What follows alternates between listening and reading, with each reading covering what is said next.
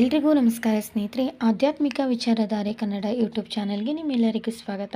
ಸ್ನೇಹಿತರೆ, ಇವತ್ತಿನ ವಿಡಿಯೋದಲ್ಲಿ ಈ ವರ್ಷದಲ್ಲಿ ಸಂಭವಿಸಬಹುದಾದ 2ನೇ ಸೂರ್ಯಗ್ರಹಣದ ಬಗ್ಗೆ ತಿಳಿಸ್ಕೊಡ್ತಾ ಇದ್ದೀನಿ. ವಿಡಿಯೋನ ಪೂರ್ತಿಯಾಗಿ ನೋಡಿ. ಇಷ್ಟ ಆದರೆ ಲೈಕ್, ಶೇರ್, ಕಮೆಂಟ್ ಮಾಡಿ.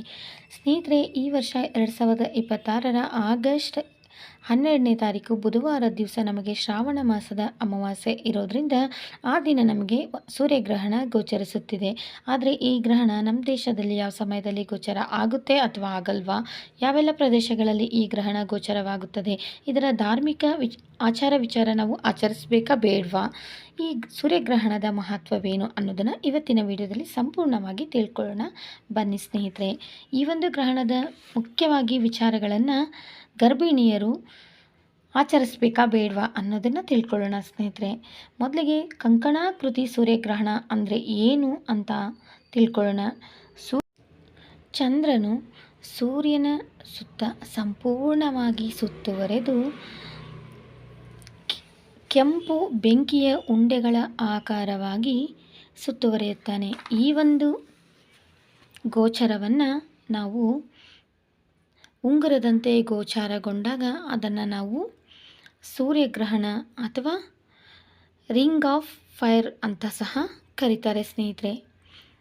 ಇಂತಹ ಒಂದು ವಿದ್ಯಮಾನವನ್ನು ನಾವು ಸೂರ್ಯಗ್ರಹಣ ಅಂತ ಕರಿತೀವಿ.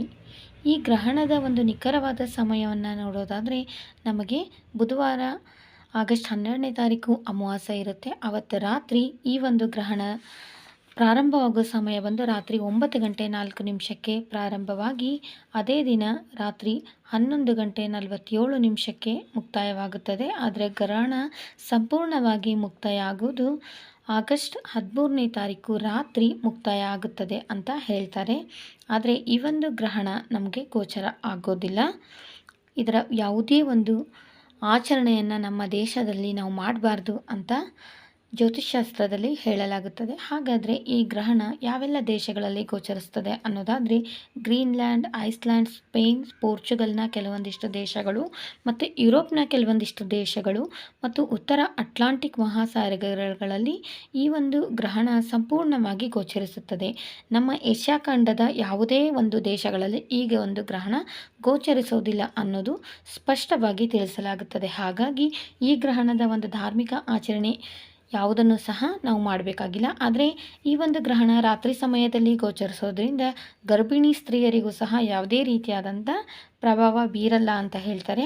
ಆದರೆ ಗ್ರಹಣ ಎಲ್ಲೇ ಇದ್ದರೂ ಗ್ರಹಣ ಅಂತಲೇ ಕೆಲವೊಂದಿಷ್ಟು ಜ್ಯೋತಿಷ್ಯರು ಹೇಳ್ತಾರೆ.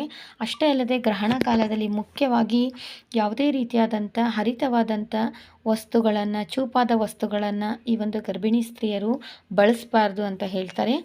ಅವತ್ತು ರಾತ್ರಿ 9 ಗಂಟೆ ಒಳಗಡೆ ನಾವು ಗರ್ಭಿಣಿ ಇರುವಂಥ ಸ್ತ್ರೀಯರು ಊಟವನ್ನು ಮಾಡಿ ಅವರು ಆರಾಮ್ ಮಲ್ಕೋಬೋದು. ಅದು ಬಿಟ್ಟು ಬೇರೆ ಯಾವುದೇ ರೀತಿಯಾದಂಥ ಕೆಲಸಗಳನ್ನ ಮಾಡಬಾರ್ದು. ದೇವರ ನಾಮ ಜಪ, ಗಾಯತ್ರಿ ಮಂತ್ರ, ಆದಿತ್ಯ ಹೃದಯ ಸ್ತೋತ್ರ, ವಿಷ್ಣು ಸಹಸ್ರನಾಮ ಪಾರಾಯಣ ಇಂತಹ ದೇವರ ಒಂದು ನಾಮಗಳನ್ನ ಪಠಿಸೋದ್ರಿಂದ ತುಂಬ ಒಳ್ಳೆಯ ಫಲಗಳು ಸಿಗುತ್ತೆ. ಯಾವುದೇ ರೀತಿಯಾದಂಥ ಗ್ರಹಣದ ದೋಷ ತಟ್ಟೋದಿಲ್ಲ ಅಂತಲೂ ಸಹ ಹೇಳ್ತಾರೆ ಸ್ನೇಹಿತರೆ. ಈ ಒಂದು 2026ರ ಈ ವರ್ಷದ 2ನೇ ಸೂರ್ಯಗ್ರಹಣ ಸಂಪೂರ್ಣವಾಗಿ ನಮ್ಮ ಭಾರತ ದೇಶದಲ್ಲಿ ಯಾವುದೇ ರೀತಿಯಾದಂಥ ಗೋಚಾರ ಇಲ್ಲ. ಹಾಗಾಗಿ ಯಾವುದೇ ರೀತಿಯಾದಂಥ ಧಾರ್ಮಿಕ ಪದ್ಧತಿಯನ್ನು ನಾವು ಅನುಸರಿಸುವ ಅಗತ್ಯ ಇಲ್ಲ ಅಂತ ಹೇಳ್ತಾರೆ. ಹಾಗಾಗಿ ನಾವು ದೇವಸ್ಥಾನಕ್ಕೆ ಹೋಗ್ಬೋದು, ದೇವರ ದರ್ಶನವನ್ನು ಮಾಡ್ಬೋದು.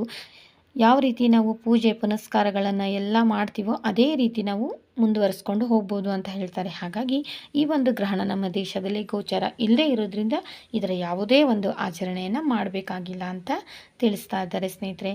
ಈ ಒಂದು ಮಾಹಿತಿ ನಿಮ್ಗೆ ಇಷ್ಟ ಆಗಿದರೆ ಈ ವಿಡಿಯೋಗೊಂದು ಲೈಕ್ ಮಾಡಿ ಹಾಗೂ ಈ ವಿಡಿಯೋನ ಆದಷ್ಟು ಶೇರ್ ಮಾಡಿ ಸ್ನೇಹಿತರೆ. ಮತ್ತೊಂದು ಒಳ್ಳೆಯ ಉಪಯುಕ್ತ ಮಾಹಿತಿಯೊಂದಿಗೆ ಮತ್ತೆ ಸಿಗ್ತೀನಿ.